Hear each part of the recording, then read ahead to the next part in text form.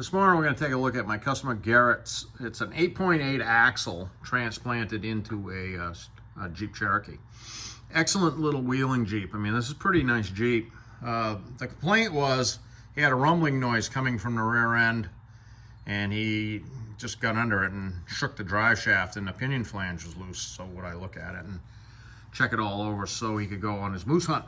So moose hunt time is coming up, and so we're getting this wrapped up for him so he can go. So you can see there that the pinion flange where the seal rides is all chewed up, partially from being run loose and partially from just being in a gritty environment. So I took the rear cover off. Once I saw that, I knew I had to go in deeper.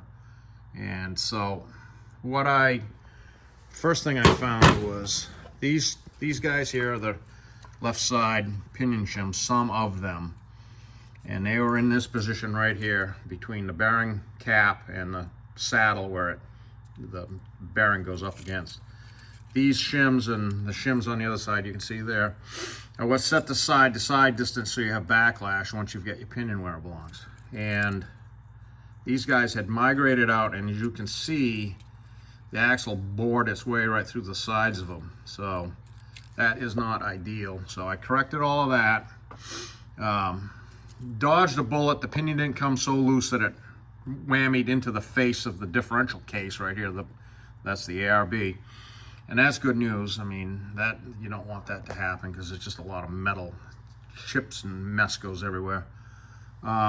So we got that all corrected. New pinion bearings, new pinion flange. You can see the shiny bit right there. And all new seals, all new bearings, and I got it correctly set now. This was shuttling back and forth in the case, probably 10, 15 thousandths, I don't know. Who knows what the backlash was or what it tried to start out to be. The shim pack was not, close enough, because if it was loose enough for these to migrate out, that means that the differential was able to move, and it was definitely moving. So I got it set at 10 thousandths backlash. That's a good reasonable set for used gears.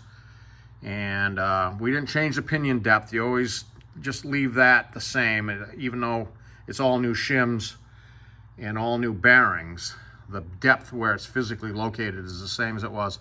I have this set at 10 thousandths backlash now. That's where it is.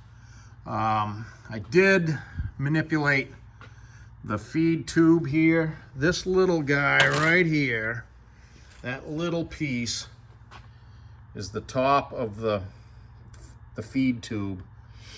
That copper line is the top of this guy, and that you can see was apple cord.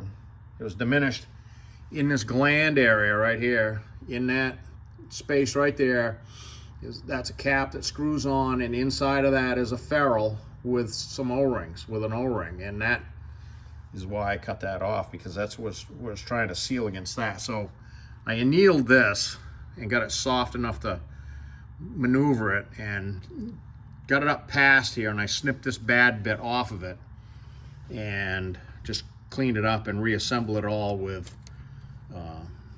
like the O-ring and everything was fine. It was just all gooey and nasty. So I cleaned all that up. Everything's clean, clean enough to eat off of inside here.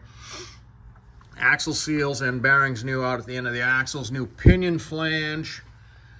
And I took the when I took the drive shaft off to start into this, the slip yoke was reluctant to move. So I took that off, cleaned it up.